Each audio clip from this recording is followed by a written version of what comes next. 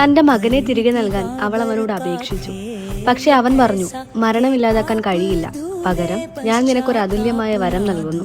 നീയും നിന്റെ മക്കളും വെള്ളിക്കരണ്ടിയുമായി എലികളെപ്പോലെ ജീവിക്കും. അങ്ങനെ രാജസ്ഥാനിലെ ഏക എലിക്ഷേത്രത്തിന്റെ കർണിമാതാ കഥ ആരംഭിച്ചു. രാജസ്ഥാനിലെ ഒരു എലിക്ഷേത്രത്തിനെ കുറിച്ച് നിങ്ങൾ കേട്ടിട്ടുണ്ടോ? ആയിരക്കണക്കിന് എലികളെ രാജകീയമായി സൂക്ഷിച്ച് ആരാധിക്കുന്ന ഒരു ക്ഷേത്രം. കേൾക്കുമ്പോൾ അത്ഭുതകരമെന്ന് തോന്നിയേക്കാം.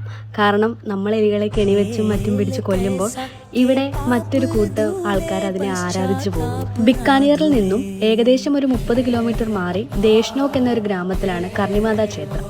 ഇവിടെ 25,000-ലധികം എലികളുണ്ടെന്നാണ് പറയപ്പെടുന്നത്. ഇവയെ ആരാധിക്കാനും പ്രീതിപ്പെടുത്താനുമായി ഒരുപാട് ആളുകൾ പല സ്ഥലങ്ങളിൽ നിന്ന് ഇവിടെ എത്താറുണ്ട്. ഇനി കർണിമാത ആരാണെന്ന് ചോദിച്ചാൽ, രാജസ്ഥാനിൽ ജീവിച്ചിരുന്ന ഒരു ഇതിഹാസ യോദ്ധാവായിരുന്നു കർണിമാത. അവർ വിജയത്തിന്റെയും ശക്തിയുടെയും പ്രതീകമായാണ് കണക്കാക്കപ്പെട്ടിരുന്നത്. അവരുടെ ജനനം തന്നെ ഒരു ദിവ്യ സംഭവമായിരുന്നു എല്ലാവരും കണ്ടിരുന്നത്. കാരണം തൻ്റെ അമ്മയ്ക്ക് 21 മാസത്തെ ഗർഭകാലമുണ്ടായിരുന്നു. ജനിക്കുന്നതിന് മുൻപ് തൻ്റെ 6ാമത്തെ കുട്ടി ദേവി ആയിരിക്കുമെന്ന് പ്രവചിക്കുന്ന ഒരു സ്വപ്നം. കുട്ടിക്കാലം മുതൽ തന്നെ അവർ നിരവധി അത്ഭുതങ്ങൾ പ്രവർത്തിച്ച കഥകളുണ്ട്. ആളുകളെ സുഖപ്പെടുത്താൻ അവർക്ക് ചില അസാധാരണ ശക്തിയുണ്ടെന്നാണ് പറയപ്പെടുന്നത്.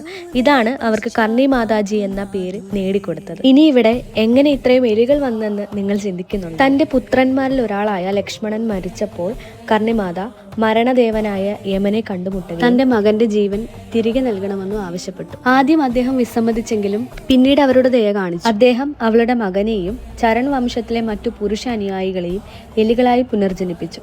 ഭാവിയിൽ അവളുടെ എല്ലാ കുടുംബാംഗങ്ങളും മരിക്കുകയും മനുഷ്യജീവിതം നേടുന്നതിനു മുൻപ് എലികളായി പുനർജനിക്കുമെന്നും അദ്ദേഹം പറഞ്ഞു.